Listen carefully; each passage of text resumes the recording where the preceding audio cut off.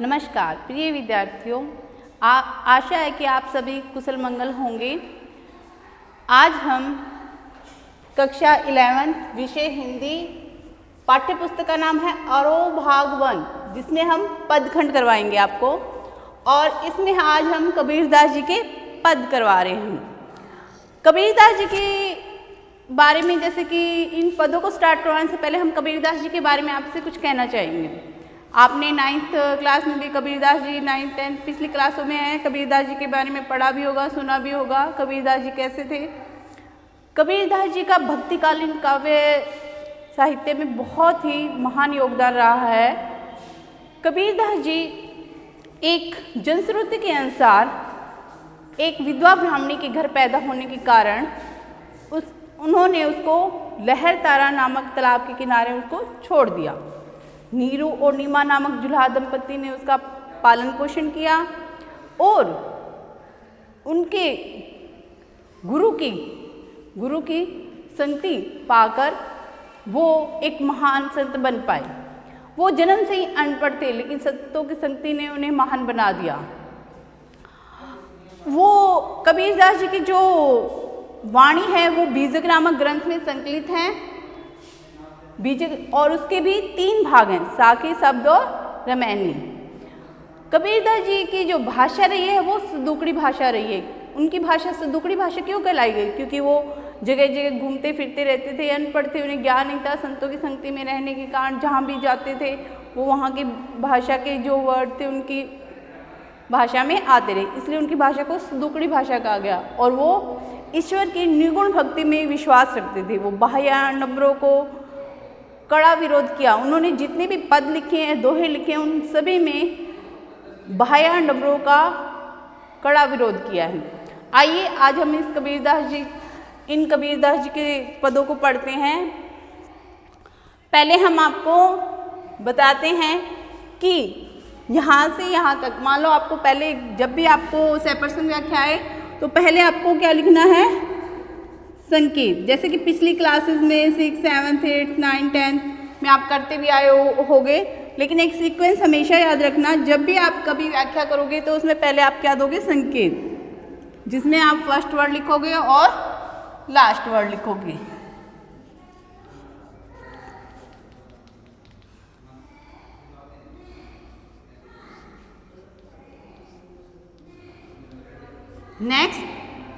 Next number आता है प्रसंग का।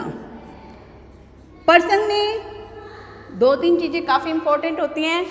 फर्स्टली आपकी बुक का नाम, पोएम का नाम, राइटर का नाम, और फोर्थ इज उसमें क्या बताने जा रहे हो आप। ओके, जैसे कि प्रसंग में हमने लिखा प्रस्तुत पाद्यांश भी लिख सकते हो आप, पंक्तियाँ भी लिख सकते हो। प्रस्तुत पाद्यांश हमारी हिंदी की पाठ्य पुस्तक आरोह भाग 1 पदखंड में से कबीरदास जी के पदों से लिया गया है। इसके कवि जैसे कि कबीरदास जी हैं, और इन्होंने इस पद में क्या बताया है कि ईश्वर कण कण में व्याप्त है, सर्वत्र व्याप्त है, वो हर इंसान के हृदय में विराजमान है। अब चलिए हम पद स्टार्ट करते हैं। हम तो एक एक करी जाना, दोई कहे तिन्हीं को दो जग, जिन नाहिन पहचाना। यहाँ कबीरदास जी निर्गुण भक्ति के उपासक हैं और बाह्याडंबरों का कड़ा विरोध करते हैं, और वो कहते हैं कि ईश्वर हर इंसान के हृदय में विद्यमान है, हर कण कण में वो व्याप्त है। वो बताते हुए कहते हैं कि हम तो एक एक करी जाना, हम तो उस एक किसको? परमात्मा को, उस एक परमात्मा को एक ही मानते हैं, एक ही मानते हैं कि जानते हैं। लेकिन दो ही कहे तिन्हीं को दो जग, जिन नाहिन पहचाना। लेकिन जो लोग जीवात्मा और परमात्मा इन दोनों के बीच अंतर नहीं कर पाते, इन दोनों के बीच भेद नहीं कर। कबीरदास जी का पहला पद देखिए आप। हम तो एक एक करी जाना। कबीरदास जी ईश्वर को कण कण में व्याप्त बताते हुए कहते हैं कि हम तो एक एक करी जाना। हम उस ईश्वर को, एक कौन है? ईश्वर, जिन्हें कबीरदास जी एक मानते हैं। हम तो एक उसको एक ही मानते हैं, अर्थात कबीरदास जी कहते हैं मैं उस ईश्वर को एक ही मानता हूँ। दो ही कहे तिन्हीं को दो जग जिन नाहिन पहचाना। कहते हैं कि जो लोग इस जीवात्मा और परमात्मा में अंतर नहीं कर पाते, उनको अलग अलग चीज़ मानते हैं, अलग अलग चीज़ मानते हैं, जीवात्मा जीव और ब्रह्म दोनों को ना तो एक जानते हैं और न पहचानते हैं, वो इस संसार में दो जग का मतलब होता है नरक, दो जग, यानी कि उनको इस संसार में नरक की प्राप्ति होती है। फिर कबीरदास जी इस अपनी बात को प्रमाणित करते हुए कि ईश्वर कण कण में व्याप्त है, क्या प्रमाण दे रहे हैं? एक ही पवनी कि एक ही तो हवा बह रही है, एक ही पानी और एक ही जल प्रभावित हो रहा है सभी जगह, एक ज्योति समाना, और ये संसार एक ही ज्योति के रूप में प्रकट हुआ है, अर्थात एक ही ज्योति में समाया हुआ है। जैसे खाक कड़े सब भांडे एक कोरा साना। कोहरा क्या हो गया?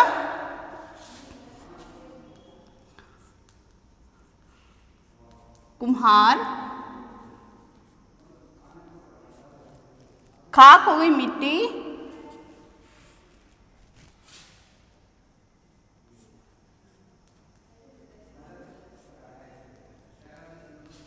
भांडे क्या हो गए? बर्तन,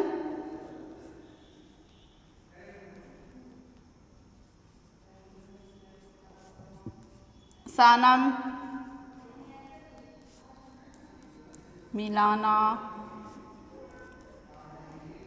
ओके, अब देखिए, एक ही खाक गड़े सब भांडे एक ही कोहरा साना। यहाँ पर एक एग्जाम्पल के द्वारा कबीरदास जी बताना चाह रहे हैं कि ईश्वर कण कण में व्याप्त है। तो क्या क्या कहते हैं? कुम्हार है, एक ही प्रकार की मिट्टी से अनेक प्रकार के बर्तनों का निर्माण करता है, एक ही प्रकार की मिट्टी से अनेक प्रकार के बर्तनों का निर्माण करता है। वैसे ही इस ईश्वर ने इस पंचतत्व शरीर को, इस शरीर को से विभिन्न प्रकार के प्राणियों का निर्माण किया है। उस एक ईश्वर ने ही अनेक प्रकार के मनुष्यों का निर्माण किया है। सब घटी जैसे बाढ़ी काष्ठी काटे, अग्नि ने काटे कोई। अब यहाँ पे दूसरा एग्जाम्पल क्या दे रहे हैं कबीरदास जी? बाड़ी क्या हो गया? बाड़ी क्या हो गया? यहाँ लिख देते हैं, बाड़ी हो गया बढ़ई, खाती जिसको हम बोलते हैं। काष्ठ क्या हो गया? लकड़ी।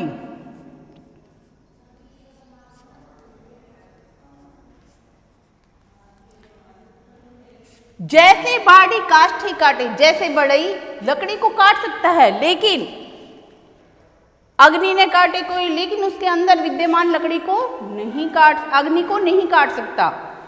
बढ़ई खाती यानी कि लकड़ी को काट सकता, लेकिन उसके अंदर विद्यमान अग्नि को नहीं काट सकता। वैसे ही जो ये शरीर है ये हमारा नश्वर है। कबीरदास जी क्या कह रहे हैं? ये शरीर नश्वर है, लेकिन परमात्मा अमर है, उसको कोई नहीं मार सकता। सब घटी अंतरी तू ही व्यापक धरे स्वरूपी सोई। सब घटी, घटी का मतलब हो गया हृदय।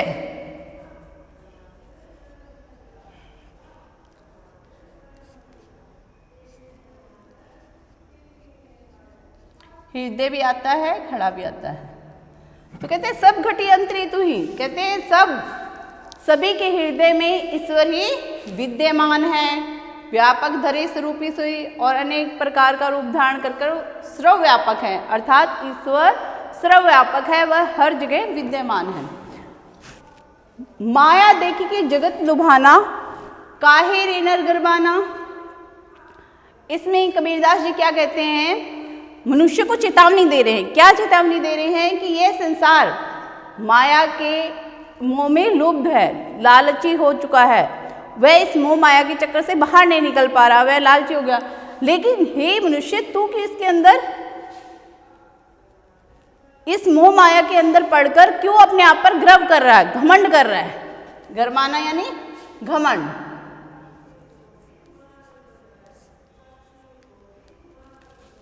निर्भय भया कुछ नहीं व्यापे कहे कबीर दीवाना। परमात्मा के प्रेम में दीवाने कबीरदास जी क्या कहते हैं? जो व्यक्ति इस मोह माया के चक्कर से मुक्त हो जाता है वह इस निर्भय होकर बिना भय के इस संसार में जीता है। अर्थात उसे किसी प्रकार का कोई भय नहीं होता, उसे किसी प्रकार का कोई भय नहीं होता, उसमें किसी प्रकार का कोई भय व्याप्त नहीं हो पाता। एक बार रिपीट कर रही हूँ, ध्यान से सुनिए।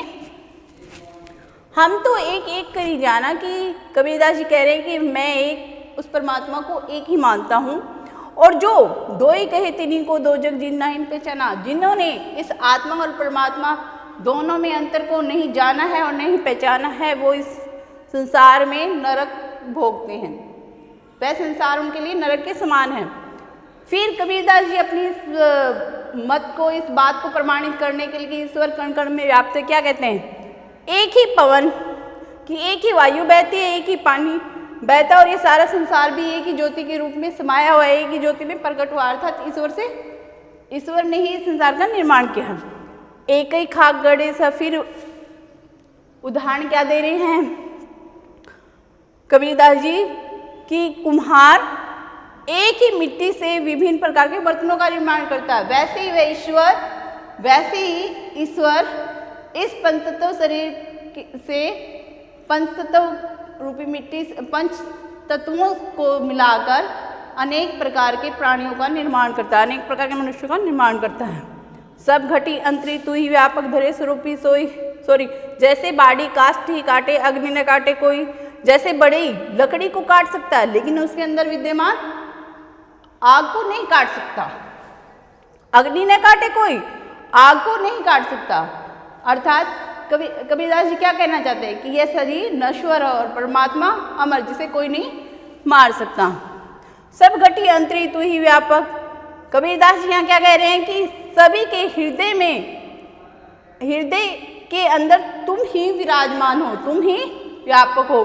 धरे स्वरूपी सोई, और विभिन्न प्रकार के रूपों को धारण करके आप इस संसार में व्याप्त हैं। माया देखी कि जगत लुभाना, काहे रे नर गुरबाना, निर्भय भया कुछ नहीं व्यापी कहीं कबीर दीवाना। इन दो पंक्तियों में कबीरदास जी मनुष्य को क्या चेतावनी दे रहे हैं कि हे मनुष्य, यह संसार मोह माया में लुब्ध है, मोह माया से ग्रस्त है, और लेकिन तुम इस मोह माया में पड़कर अपने आप पर घमंड क्यों कर रहा है? क्योंकि यह शरीर नश्वर है। कबीरदास जी मानते हैं ये शरीर, कहते हैं कि शरीर नश्वर है, तो कहते तुम मोह माया के चक्कर में पड़कर क्यों अपने आप पर घमंड कर रहा है? कबीरदास जी, परमात्मा के दीवाने कबीरदास जी क्या कह रहे हैं कि जो इस मोह माया से मुक्त हो जाता है वह निर्भय होकर बिना भय के इस संसार में जीवित रहता। अर्थात कहते हैं कि जो मोह माया के चक्रों से निकल जाता है उसे किसी चीज का कोई भी भय नहीं सताता, अर्थात किसी प्रकार को उसे किसी चीज का भय नहीं होता। अब जैसे कि हमने फर्स्टली क्या किया था, संकेत, फिर प्रसंग, अभी मैंने आपको इसकी व्याख्या करवाई है। नेक्स्ट आता है विशेष। इसमें आप क्या डालोगे? इसमें कबीरदास जी के कहने का क्या भाव है, क्या भाव है? जैसे कि हमने प्रसंग में बताया था, कबीरदास जी ईश्वर को कण कण में व्याप्त बताते हैं, तो विशेष में आप क्या बताएंगे कि कबीरदास जी निर्गुण भक्ति के उपासक है और मोह माया के बंधन से मुक्त होकर निर्भय होकर जीवित जीने के लिए मनुष्य को सचेत करते हैं। भाषा आपको पता है कि कबीरदास जी की सुदुकड़ी भाषा है और सरल सहज स्पष्ट भाषा है। जैसे कि इन पंक्तियों को पढ़ते ही हमें भाव समझ में आ रहे हैं कि कबीरदास जी क्या कहना चाहते हैं। तो भाषा हमारी क्या है? सरल, सहज और स्पष्ट है। इसमें अलंकार देखिए, यहाँ पर यमक अलंकार है, और जैसे कि आपको अलंकार पिछली क्लासेस में 9th 10th में करवाए हुए हैं, तो आप इसमें से अलंकार छाटिएगा और खुद लिखिएगा जो भी आपको अच्छे लगें। और क्या है इसमें, ईश्वर के प्रति जो उन्होंने कबीरदास जी ने बताया है उसमें एक आत्मविश्वास की भावना झलकती है। आप 5-6 पॉइंट विशेष के जरूर लिखिएगा। अब इसमें से आपके क्वेश्चन आंसर भी आ सकते हैं, जैसे कि यहाँ पर कबीरदास जी ने कौन से उदाहरण देकर कौन से उदाहरणों के द्वारा ये बताया है कि ईश्वर कण कण में व्याप्त हैं, या इसमें कबीरदास जी ने किसको सचेत किया है। समथिंग बहुत से क्वेश्चन इसमें से आपके आ भी सकते हैं। अब नेक्स्ट पर देखिए कबीरदास जी का, जैसे कि मैंने आपको फर्स्ट वीडियो में बताया था जी, कबीरदास जी निर्गुण भक्ति के उपासक है। वह बाह्य अंडों का कड़ा विरोध करते हैं। जो बाह्य भक्ति भाव कर्म कांड है, पूजा पाठ, उनको व्यर्थ और निरर्थक बताते हैं, क्योंकि कबीरदास जी के अनुसार ईश्वर हमारे हृदय में विराजमान है, वो बाह्य आडंबरों या उनके पूजा पाठ से नहीं मिल सकता। तो आइए इसमें देखते हैं नेक्स्ट पद, सेकंड पद, संतो देखत जग बुराना। इसमें कबीरदास जी क्या कह रहे हैं कि हे संतों, देखो ये संसार पागल हो गया है। ये संसार, बुराना क्या होता है? पागल।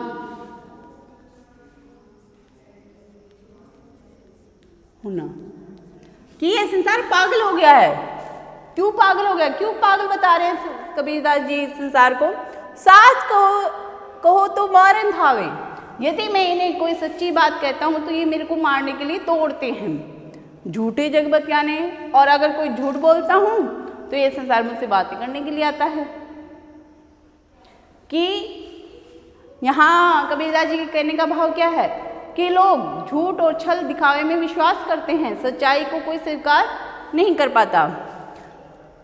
नेमी देखा धर्मी देखा प्रात करे ऐसनाना। इसमें क्या कहते हैं? नियमों का पालन करने वाले, धर्म का पालन करने वाले मैंने बहुत से लोगों को देखा है जो सुबह उठकर स्नान करते हैं, पूजा पाठ करते हैं। आत्मा मारे पखाने पूजी। नियमों का और धर्म का पालन करने वाले वो लोग अपनी आत्मा को मारकर पाखाने पूजे, पहाड़ों को पूजते हैं, पत्थरों को पूजते हैं। सॉरी, पखाने का क्या मतलब हो गया? पत्थरों को।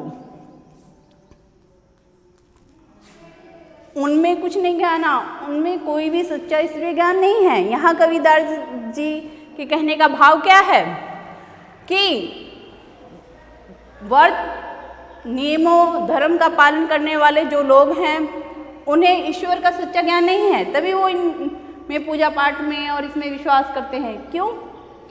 कहते कि कबीरदास जी के अनुसार ईश्वर कण कण में व्याप्त है, उनको इन चीज़ों से पाया नहीं जा सकता। धर्म से या नियमों का, सुबह उठकर स्नान करना, माला फेरना वगैरह, इनसे नहीं पाया जा सकता।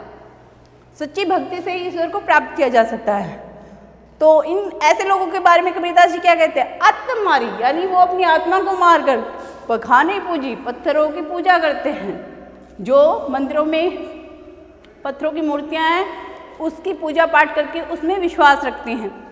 उनमें कुछ नहीं ज्ञाना, उनमें किसी प्रकार का कोई सच्चा ज्ञान नहीं होता। बहुत तक देखा पीर औलिया पढ़े कितबी कुरान। कबीरदास जी क्या कहते हैं? मैंने अनेक पीर फकीरों को देखा है जो अनेक प्रकार के धार्मिक ग्रंथ कुरान पढ़ते हैं, के मुरीद तदबीर बताए, लेकिन उनको भी सच्चा ईश्वरीय ज्ञान नहीं है, क्योंकि वो जो पढ़ते हैं और जो साधना करते हैं वो सोचते हैं उससे ईश्वर की प्राप्ति हो सकती है।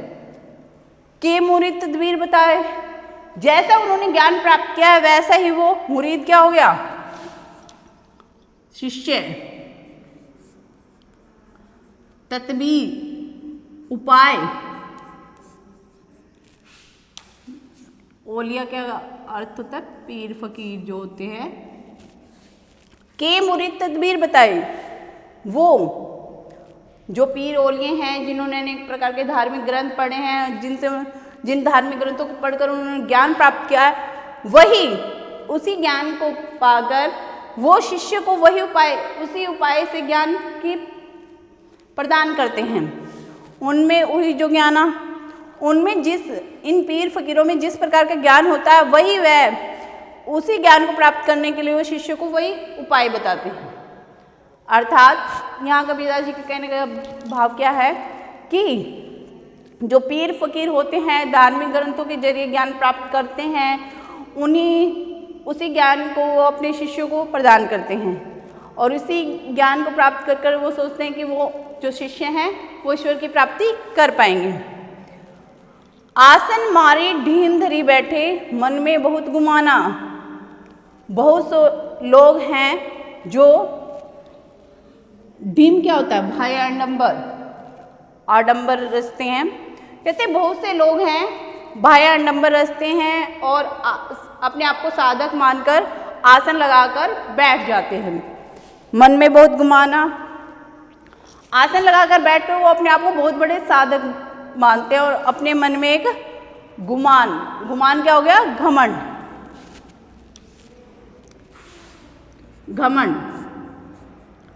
अपने आप में एक घमंड, अपने आप में घमंडी हो जाते हैं वो लोग, गर्व करते हैं कि मैं एक बहुत बड़ा साधक हूँ। पीपर पाथर पूजन लागे तीर्थ ग्रह बुलाना। कहते हैं पीपल को पूजते हैं, पत्थरों की पूजा करते हैं, तीर्थों पर जाते हैं और इन चक्रों में पढ़कर वो ईश्वर को भूल जाते हैं कि ईश्वरीय ज्ञान क्या है, सच्चा ईश्वर कहाँ है। टोपी पहिरे माला पहिरे छाप तिलक अनुमाना। कहते हैं ऐसे कुछ लोग टोपी पहनते हैं, माला पहनते हैं और छाप मीन्स माथे पर, छाप तिलक मीन्स माथे पर तिलक लगाते हैं और अपने आप को महान ज्ञानी मानने लग जाते हैं। साखी सब गावत भूले। साखियाँ और विभिन्न प्रकार के अनेक प्रकार के साखियाँ और शब्द गाकर लोगों को ईश्वर को प्राप्त करने की उपाय बताते हैं। ईश्वर को प्राप्त करने का उपाय बताते हैं। आत्म खबर ही नहीं जाना और उन्हें स्वयं की खबर ही नहीं होती। यहाँ कबीरदास जी क्या कह रहे हैं कि बहुत से लोग हैं जो टोपी पहनते हैं, माला पहनते हैं, माथे पर तिलक लगाते हैं, अनेक प्रकार की साखी और शब्द गाकर लोगों को भुलावा देते हैं, भ्रम में डालते हैं, और ईश्वर प्राप्ति का मार्ग बताते हैं कि हाँ ये ईश्वर प्राप्ति का मार्ग है, इन आडंबरों से ईश्वर को प्राप्त किया जा सकता है। अपने आप को बड़ा साधक मानते हैं, लेकिन उन्हें स्वयं की खबर ही नहीं होती। आत्म में स्वयं की अपनी आत्मा की खबरी में समाचार या संदेश नहीं होता। तो एक बार इस व्याख्या को रिपीट करते हैं जो इसका प्रसंग है। जैसे कि हमने पहले बताया कि आपको इसका संकेत लिखना है। पिछली वीडियो में जैसे आपको बताया था कि इसका संकेत लिखना है हमें, first word and last word. Second आप इसका प्रसंग लिखेंगे जो कि पिछली वीडियो में बताया था, सेम वही आएगा। और थर्डली आप इसमें व्याख्या करोगे। एक बार मैं व्याख्या रिपीट करवा देती हूँ। संतो देखत जग बुरानो। कबीरदास जी कहते हैं ये संतों, यह संसार पागल हो गया है। क्यों हो गया पागल? सच कहो तो मारन धाव। यदि मैं इनको सच कहता हूँ तो ये मारने के लिए दौड़ते हैं, और झूठ कहता हूँ तो ये संसार बतियाता है, बातें करता है। नेमी देखा धर्मी देखा। मैंने यहाँ बहुत से नियमों का, धर्मों का पालन करने वाले, सुबह उठकर स्नान करने वाले लोग देखे हैं जो आत्म मारी पखाने पूजी, स्वयं को मारकर, अपनी आत्मा को मारकर पत्थरों को पूजते फिरते हैं। उनमें कुछ नहीं ज्ञान, उनमें सच्चा ज्ञान नहीं होता। वे बस नियमों धर्मों का पालन करते हुए, बाहर नंबरों का दिखावा करते हुए लोगों को भुलाते रहते हैं। बहुत देखा पीर ओलिया। मैंने अनेक पीर फकीरों को देखा जो धार्मिक ग्रंथों को पढ़कर ज्ञान की प्राप्ति करते हैं कि मुरीद तदबीर बताओ, उनमें हुई जो ज्ञान, उनमें जिस प्रकार का, किन में? पीर फकीरों में जो धार्मिक ग्रंथ पढ़कर ज्ञान प्राप्त किया, उनमें जिस प्रकार का ज्ञान होता है वही अपने शिष्यों को बताते हैं। तदबीर में उपाय बताते हैं किसको? ईश्वर प्राप्त करने का। आसन मानी ढीम धरी बैठे मन में बहुत गुमाना। यहाँ कबीरदास जी कहते हैं कि बहुत से लोग हैं जो अपने आप को साधक मानकर बाहर नंबर रचते हुए आसन बिछाकर बैठ जाते हैं और मन में अपने आप को बड़ा साधक होने का घमंड करते हैं। वे लोग पीपल पूजते हैं, पत्थरों को पूजते हैं और अनेक तीर्थों की यात्रा करते हैं और अपने आप में घमंड करते हैं कि मेरे जैसा साधक नहीं है। वे लोग टोपी पहनते हैं, माला पहनते हैं और माथे पर तिलक लगाते हैं और अनेक प्रकार के शाब्दिया और साखी और शब्द गाकर लोगों को भुलावा देते हैं, उनको भ्रम में डालते हैं, लेकिन उन्हें स्वयं की खबर नहीं होती। फिर आप इसका व्याख्या के बाद आप इसका विशेष लिखेंगे कि इसमें कबीरदास जी ने बाह्य आडंबरों का कड़ा विरोध किया है। भाषा सरल है, स्पष्ट है। अलंकार आप इसमें से अपने आप छाट के लिखेंगे क्योंकि आपको अलंकार का टॉपिक करवाया जा चुका है, 9th 10th क्लास में भी करवाया जा चुका है। और भाषा शैली जो कि काव्य सुंदरी के रूप में लिया जाता है वो आप अपने आप लिखेंगे। नेक्स्ट वीडियो में हम इसका नेक्स्ट पद करवाएंगे जो एक रह गया है। Thanks, have a nice day.